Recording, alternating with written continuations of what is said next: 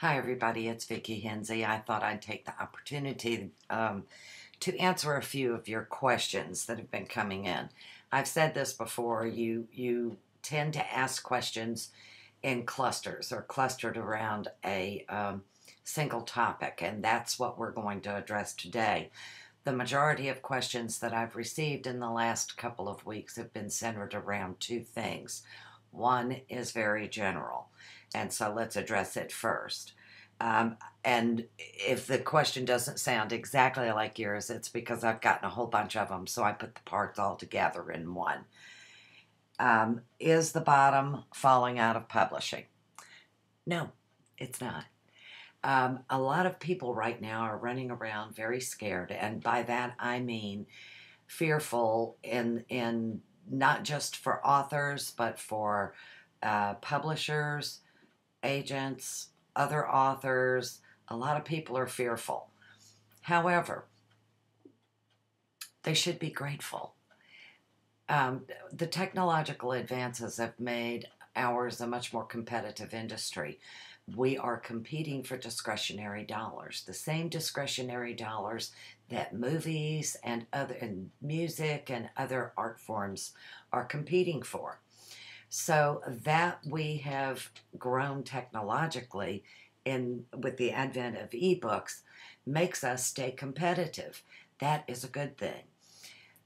Now, is the market tighter? Yes. Are publishers and agencies and authors too having to change the way they do business? Of course they are. You always have to look ahead. Hopefully, you'll be on the front end of change.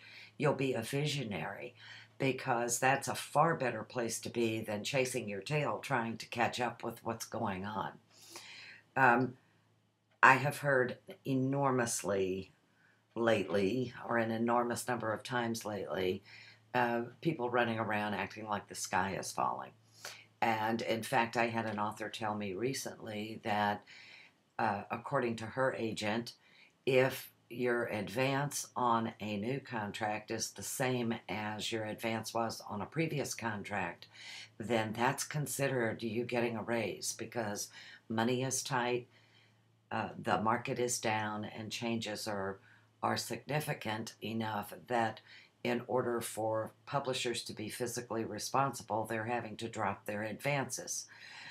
Okay, that can be reasonable. It depends and is different for each publisher and for each author with each publisher. We all develop our own reading base. We all develop our own, each publisher develops its reading base. The people that it markets to and that it knows typically buy the books that it publishes. So if in fact your publisher recommends this, then and your sales figures warrant it, be reasonable about it, but don't take on an attitude that the sky is falling. I checked just now and it's not falling. Okay, we are morphing and changing, and we should morph and change because to not morph and change is to become stagnant, and stagnant industries die. We don't want our industry to die. We want to change with it. So we're creative people by nature. We have to be creative not only in how we write our novels and what novels we write, but also in how we market them.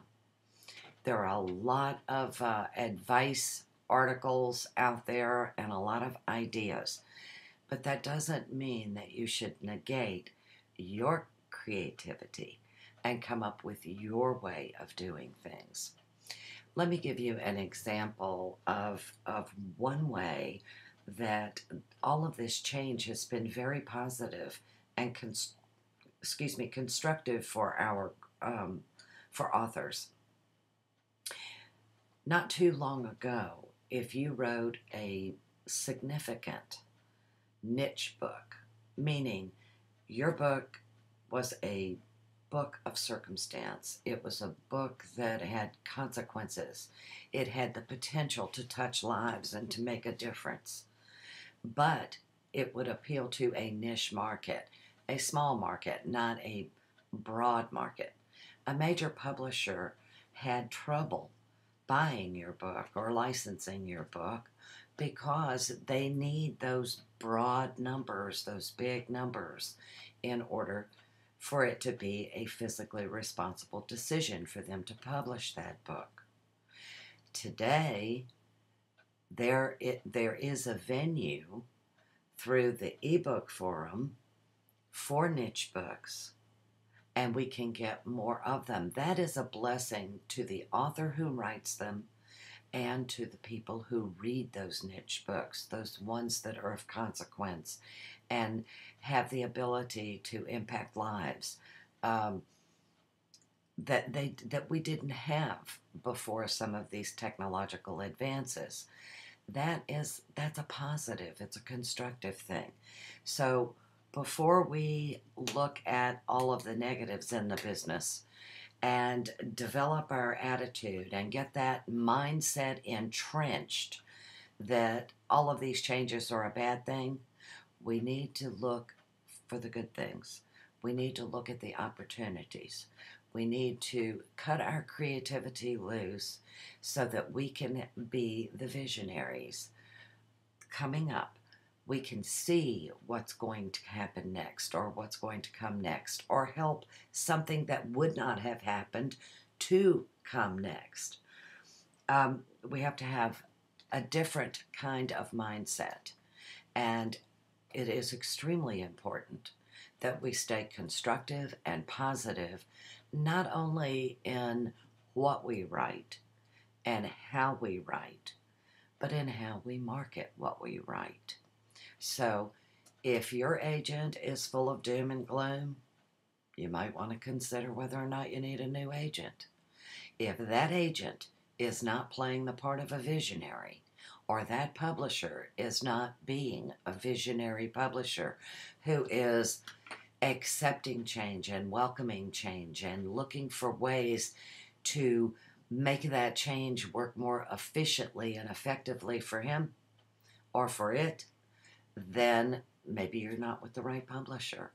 I am a firm believer that you surround yourself with people who are flexible. This industry requires it. It requires that you, the author, the publisher, the agent, all have rhino hide. That means no matter what happens, no matter what is thrown at you, rather than focusing on the negative, you acknowledge the challenge, you look at it, you analyze it, and then you forget it as a challenge and start looking for solutions to those challenges. So if you take the mindset of a visionary author, a constructive, all right, here's a problem, we've identified it, now let's see how to fix it. Make sure your agent and your publisher also adopt that mindset, because you are not going to be content unless you are surrounded by people who are positive, constructive, and looking ahead, not at what can't be done, but what can be done. So that's my take on it. Are we in tough times? Sure we are. Our entire nation is. The entire world economy is. We are not exempt. But that does not mean that we're falling apart at the seams. It means we are morphing and changing, and we will get leaner and meaner and find new ways to get our works to our readers. If you remember, well, you wouldn't remember because we weren't alive then, but if you look back at history, when the Gutenberg Press was created, the prediction was that it would be the doom of publishing. It wasn't. Instead, it opened an entire new door in the publishing industry. And for the first time, people, all ordinary people, had access to books. Now we have this onset of this new technological advance, the ebook.